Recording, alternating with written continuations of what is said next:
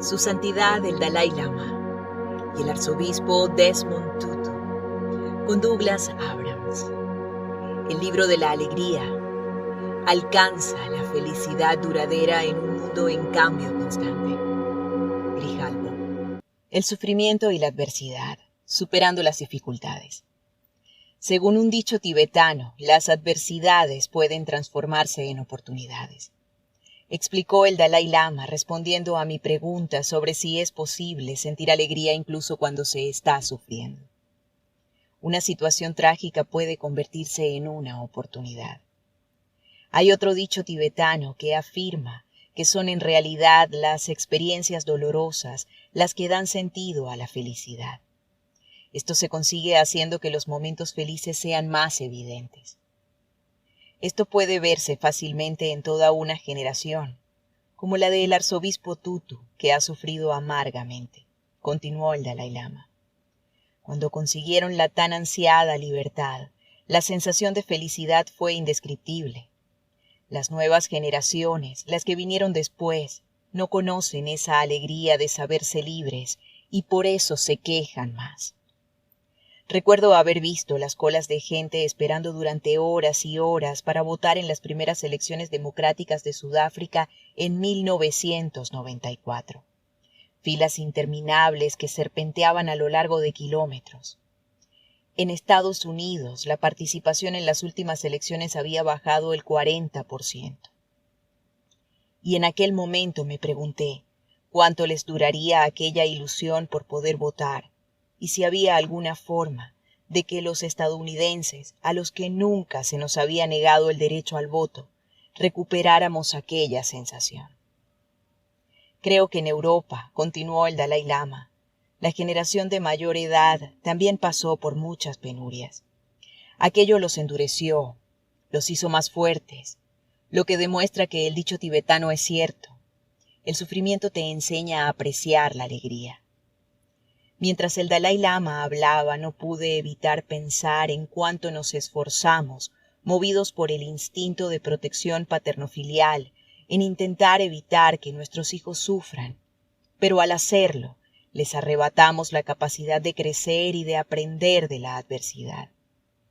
La psicóloga y superviviente de Auschwitz, Edith Eva Eger, explica que los niños más mimados y consentidos fueron los primeros en morir en el campo de concentración. Siempre esperaban que alguien fuera a salvarlos, y cuando no aparecía nadie, se rendían. No habían aprendido a sobrevivir por sus propios medios. Mucha gente considera que el sufrimiento es un problema, continuó el Dalai Lama, cuando en realidad es una oportunidad que nos regala el destino. A pesar de las dificultades y del sufrimiento, puedes permanecer entero y sereno. Entendía lo que el Dalai Lama estaba explicando, pero ¿cómo aceptar el sufrimiento y verlo como una oportunidad cuando estamos sumidos en él? Es muy fácil decirlo, pero tan difícil hacerlo. Jimpa nos había explicado antes que, según la enseñanza espiritual tibetana conocida como los 7 puntos del entrenamiento mental, hay 3 categorías de personas a las que se considera objeto especial de atención porque son las que suponen un mayor desafío. Los miembros de la propia familia, los maestros y los enemigos. 3 objetos, 3 venenos y 3 raíces de la virtud. Jimpa me explicó el significado de aquella frase tan críptica e intrigante. A menudo es la interacción diaria con estos 3 objetos la que genera los 3 venenos, el apego, la ira e ignorancia, que son el origen de gran parte de nuestro sufrimiento. Gracias al entrenamiento espiritual podemos transformar nuestra relación con la familia, con los profesores y con los adversarios hasta convertirla en las 3 raíces de la virtud: desapego, compasión y sabiduría. Muchos tibetanos, dijo el Dalai Lama, han pasado años encerrados en gulag chinos, campos de trabajo donde fueron sometidos a torturas. Algunos dicen que aquello les sirvió para saber quiénes eran en realidad y cuál era su fuerza interior. Muchos perdieron la esperanza, algunos siguieron adelante. La educación poco tuvo que ver con quién sobrevivió y quién no. Al final fue su espíritu interior o su corazón bondadoso los que marcaron realmente la diferencia. Esperaba que el Dalai Lama dijera que lo que de verdad marcó la diferencia fue su feroz voluntad y su determinación. Por eso me sorprendió oírle decir que había sido su espíritu interior o su corazón bondadoso lo que les había permitido soportar la dureza del Gulag. El arzobispo contestó a su amigo con una pregunta, la misma que yo había hecho al principio de la conversación. Habíamos acordado desde el primer momento que este libro hablaría de la alegría en relación al sufrimiento inevitable de la vida, que no sería una teoría abstracta. Queríamos que el lector aprendiera a conservar la alegría en los momentos más difíciles de su vida, y no solo cuando todo fuera, en palabras del arzobispo, sobre ruedas. Nos están preguntando cómo podemos ayudar a la gente que quiere ser feliz de verdad, que quieren hacer del mundo un lugar mejor. La gente mira a su alrededor y ve la cantidad de terribles problemas que hay, y en sus vidas también se enfrentan a diario a la adversidad. ¿Qué motivo hay para estar alegres cuando existen tantísimos problemas, algunos de los cuales nos afectan directamente? Hay muchísima gente en el mundo que quieren ser felices, ser como tú. ¿Qué tienen que hacer para lograr ese estado de calma constante en medio de tanto caos? Y sí, yo creo que hablas alto y claro, pero quieren que les traduzcamos tus palabras a un lenguaje que puedan entender. Y como inspirado por su propia pregunta, el arzobispo prosiguió. Eso es lo que queremos que sepan, que en cuanto dejen de mirarse el ombligo, se sorprenderán de la cantidad de alegría que hay a su alrededor. Claro que también hay que ser algo egocéntricos. El Dios en el que creo dijo, tal y como aparece en las Sagradas Escrituras, amarás al prójimo como a ti mismo, intervino el Dalai Lama completando el famoso mandamiento. Sí, asintió el arzobispo, a ti mismo. Amarás al prójimo como a ti mismo. Sí, repitió el Dalai Lama, asintiendo con la cabeza. El arzobispo tradujo el mandamiento a un lenguaje más moderno. Desea lo mejor para los demás como lo desearías para ti mismo. Cierto, asintió de nuevo el Dalai Lama. La gente te mira y ve en ti a un gurú, a un maestro al que seguir. Quieren sentir la misma calma, la misma alegría que tú, a pesar de que sus vidas están repletas de frustraciones, las mismas que tú te has encontrado en el camino. Creo que esto merece una parte, dijo el Dalai Lama. Al igual que ocurre con nuestro cuerpo físico que necesita tiempo para crecer, nuestro desarrollo mental también necesita de un tiempo. Minuto a minuto, día a día, mes a mes, año a año, década a década. Permitidme que os explique una pequeña historia. Cuando tenía 16 años, perdí la libertad en 2 sentidos. El Dalai Lama que me había precedido no tuvo responsabilidades políticas hasta los 18 años, pero a mí me pidieron que me hiciera cargo de mis obligaciones como jefe de Estado antes de tiempo porque la situación era muy seria. El ejército chino ya había invadido la zona este del Tíbet y cuando llegaron a Lhasa, la situación se volvió aún más delicada. Fue entonces cuando perdí la libertad por segunda vez, porque el ejército restringía todos mis movimientos y mis acciones. Las responsabilidades políticas también afectaron considerablemente a mis estudios. Los soldados del ejército tibetano tenían que apostarse en las montañas de alrededor cada vez que tenía que examinarme para el título de geshe, en alguna de las universidades monásticas de la zona central del Tíbet.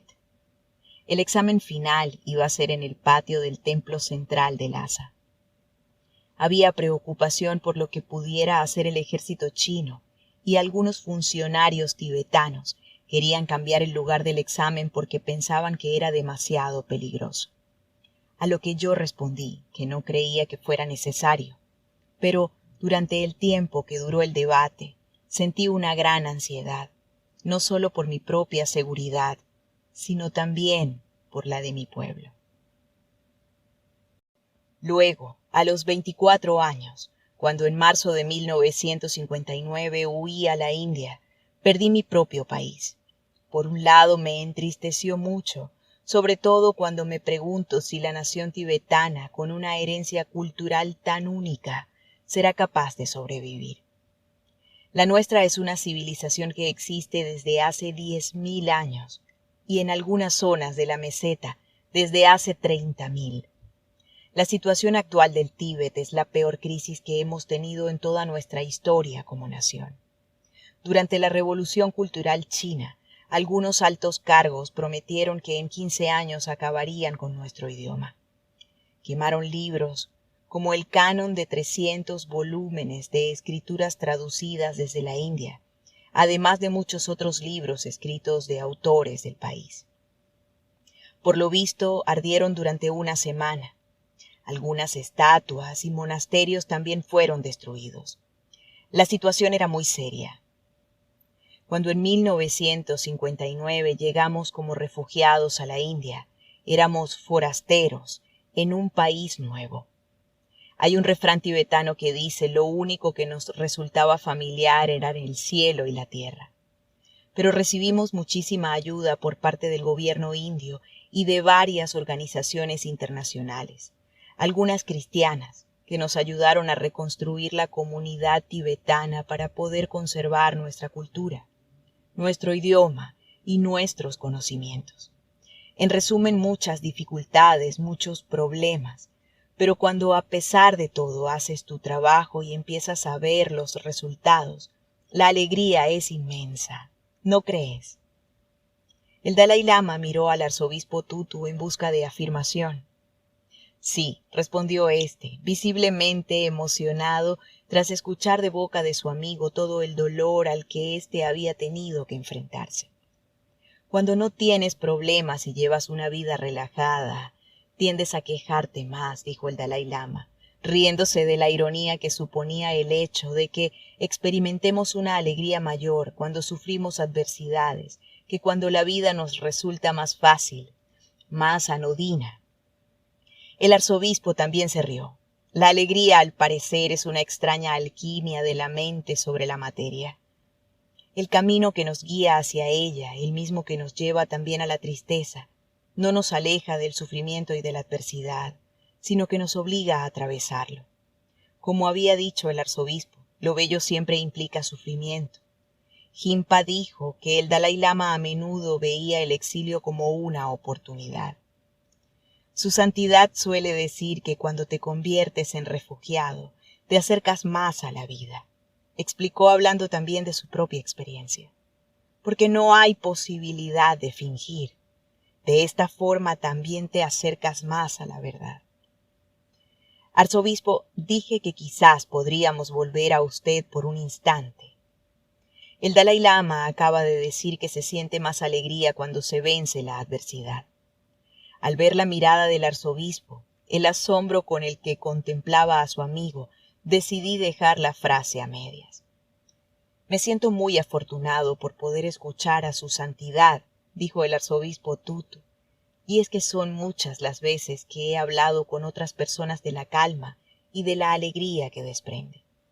Yo habría dicho a pesar de la adversidad, pero de sus palabras se desprende que es precisamente a causa de esa misma adversidad que se ha convertido en la persona que es ahora. Esto no hace más que aumentar la admiración personal que siento hacia él, continuó mientras sujetaba la mano de su amigo y la acariciaba afectuosamente. Sé que es perverso, pero me entran ganas de decir gracias a Dios que los chinos invadieron el Tíbet. Sí, porque no creo que hubiésemos tenido el mismo contacto. No seríamos tan amigos, eso seguro. De pronto, consciente de lo irónico de la situación, se echó a reír. Seguramente no te habrían dado el Premio Nobel de la Paz. El Dalai Lama también se echó a reír mientras se burlaban de los premios, como si con ello quisieran decir que nunca sabemos qué traerán consigo el sufrimiento o la adversidad, o qué es bueno y qué es malo. Obviamente, el arzobispo no pretendía decir que el Nobel de la Paz o su amistad con el Dalai Lama justificaran el sufrimiento de millones de personas que la invasión china había provocado. Pero por extraño y perverso que parezca, su amigo tampoco habría llegado a ser un líder espiritual si no hubiera tenido que abandonar su vida de ermitaño. Me hizo pensar en la famosa historia china del granjero al que se le escapa el caballo. Sus vecinos no tardan en comentar su mala suerte. El granjero responde que ninguno de nosotros sabemos qué es bueno y qué es malo. Cuando el caballo vuelve acompañado de un semental salvaje, los vecinos comentan de nuevo lo ocurrido, pero esta vez hablan de su buena suerte.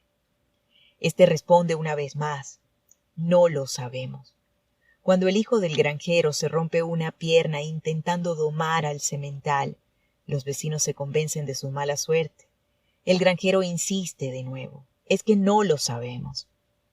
Cuando estalla la guerra, todos los jóvenes son enviados al frente, menos el hijo del granjero, quien se libra porque tiene una pierna rota. Pero volviendo a tu pregunta, dijo el arzobispo, mientras el Dalai Lama hablaba, estaba pensando en algo personal, pero que quizá es extrapolable a un nivel más general. Me refiero a Nelson Mandela. Ya he dicho antes que cuando lo metieron en la cárcel, Mandela era un hombre más o menos joven y estaba lleno de ira. Era comandante en jefe del ala militar del CNA. Creía firmemente que hay que diezmar al enemigo, y él y sus compañeros fueron declarados culpables en un juicio que acabó siendo una farsa. Ese era el hombre que entra en prisión, agresivo y lleno de ira. Ingresa en Robben Island, y allí es víctima de todo tipo de abusos, como muchos de los internos. Ahora, cuando la gente va a visitar su celda, ve una cama. Entonces no la había. Dormían en el suelo, sin colchón, con solo una especie de sábana fina que no servía para nada. El arzobispo estaba apretando el índice y el pulgar de su mano izquierda para enfatizar lo inhóspito del lugar, el dolor y el sufrimiento que Mandela tuvo que soportar, incluso mientras dormía. Estamos hablando de gente culta con estudios. ¿Y qué hacen? ¿Qué les obligan a hacer? Cavar a pico y pala en una cantera. Les dan ropa inapropiada. Van en pantalones cortos, incluso en invierno. Les obligan a realizar trabajos absurdos, a romper rocas y a coser bolsas para los oficiales. Estamos hablando de un abogado altamente cualificado, y lo tenían ahí, sentado y cosiendo. Durante la visita que hicimos a Robben Island, acompañados por Ahmed Kathrada, uno de los colegas de Mandela y compañero suyo en prisión, nos enseñó las distintas raciones que se servían a los prisioneros según su raza. Un recordatorio diario del fascismo racista contra el que ellos luchaban. Unos 170 gramos de carne para los mestizos y los asiáticos, y 140 para los bantús, negros. Unos 30 gramos de mermelada o de sirope para los mestizos y los asiáticos, y ninguna para los bantús. Tuvo que ser increíblemente frustrante, fuente de muchísima ira. Dios fue bueno y dijo: estarás aquí durante 27 años. Pasados esos 27 años, sale de la cárcel convertido en un hombre nuevo, alguien de una inmensa magnanimidad. Porque, aunque parezca increíble, tanto sufrimiento le ha ayudado a crecer de una forma extraordinaria. Creían que iban a hundirlo y en realidad le ayudaron. Aprendió a ver el punto de vista del otro. 27 años más tarde sale de la cárcel lleno de amor y de bondad, dispuesto a confiar en el enemigo de antaño. ¿Y cómo lo hizo?, pregunté. Es decir, ¿por qué cree que fue capaz de ver su propio sufrimiento como algo ennoblecedor y no como una terrible experiencia? Él no vio nada, simplemente ocurrió. ¿Y por qué cree que le ocurrió precisamente a él? Porque no es algo que le suceda a todo el mundo. Sí, claro, mucha gente en su lugar se habría convertido en un ser amargado. Una vez, el arzobispo me contó que el sufrimiento puede ennoblecernos o amargarnos, y que la diferencia radica en si somos capaces de encontrar sentido o no a este sufrimiento. Si no lo encontramos, es fácil caer en la amargura. Pero si somos capaces de encontrar un ápice de significado o de redención, nos volvemos más nobles, como le ocurrió a Nelson Mandela. A lo largo de los años, prosiguió, he aprendido que para poder crecer en generosidad de espíritu, antes tenemos que sufrir algún tipo de revés, alguna frustración. A veces puede parecernos que no, siempre es así. Son muy pocas las vidas que discurren de principio a fin sin sobresaltos. Necesitamos evolucionar en ese sentido. ¿Con qué objetivo?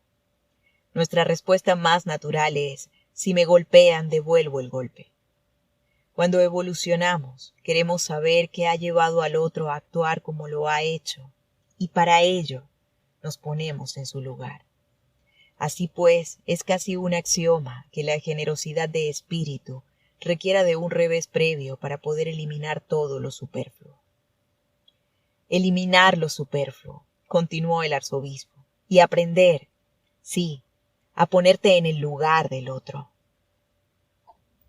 Y resulta indispensable que para conseguir esa generosidad de espíritu, antes hayamos experimentado, si no sufrimiento, sí al menos algún tipo de frustración. Algo que nos anime a movernos en una dirección distinta a la que habíamos escogido hasta ahora. No nos movemos siempre así, en línea recta. Encontramos cosas por el camino que nos obligan a cambiar de rumbo o a dar media vuelta. El arzobispo gesticulaba con la mano derecha, frágil y delicada, paralizada por la polio cuando era un niño. Un ejemplo esclarecedor del sufrimiento que había padecido a muy temprana edad. Seguramente funciona como un músculo, concluyó. Es decir, si quieres fortalecer un músculo, trabajas en su contra, le opones resistencia, y así consigues que crezca. Si no lo ejercitas, no crece. No puedes conseguir volumen en el pecho sin levantarte del sofá. Tienes que escalar montañas, ir contra tu propia naturaleza. La tendencia natural de tu cuerpo es estar quieto, sentado, pero si cedes y te apoltronas, al final acabarás notándolo. En definitiva, lo que es válido para el cuerpo también lo es para el alma. Nos volvemos más generosos precisamente cuando ponen a prueba nuestra generosidad. Absolutamente. El Dalai Lama asentía meciéndose adelante y atrás, de lado a lado, bajando la mirada, pensativo, tocándose la punta de los dedos. Eso me recuerda lo que me contó un amigo que en la misma época en la que yo huí a la India fue enviado a un gulag chino. La noche que escapé del palacio de Norbunlika, fui a la capilla para presentar mis respetos porque sabía que seguramente sería la última vez que la vería. Este amigo, que ya era monje superior en el monasterio Namgyal, estaba en la capilla. Loponla, que es como lo llaman cariñosamente sus compañeros, no sabía que era yo porque mi visita era un secreto de estado y yo tampoco podía decirle nada. En cuanto salí del palacio, empezó el bombardeo chino. Detuvieron a mucha gente y a unos 130 los enviaron a una zona muy lejana, como en tiempos de Stalin, cuando mandaban a la gente a Siberia. Después de 18 años de trabajos forzados, Loponla pudo venir a la India y me contó lo que ocurría en el campo de trabajo. No tenían zapatos, ni siquiera en pleno invierno. A veces hacía tanto frío que cuando escupías la saliva se congelaba antes de llegar al suelo. Siempre estaban hambrientos. Una vez tenía tanta hambre que intentó comerse el cuerpo de otro prisionero que había muerto, pero la carne se había congelado y estaba demasiado dura para morderla. Torturaban constantemente a los prisioneros. Hay un tipo de tortura soviética, otra japonesa y otra china, y allí las combinaban para conseguir un método especialmente cruel. Cuando salió del campo, solo habían sobrevivido 20 personas. Me contó que durante esos 18 años se había enfrentado a auténticos peligros. Obviamente pensé que se refería al peligro de la muerte.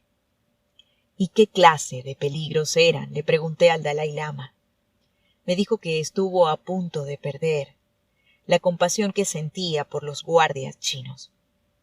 La sala al completo se estremeció al escuchar semejante declaración.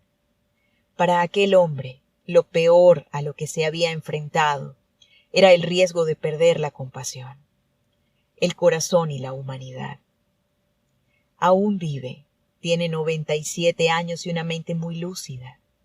Como has dicho antes, la espiritualidad y la experiencia vital por la que pasó reafirmaron su capacidad para la compasión, para sus cualidades humanas.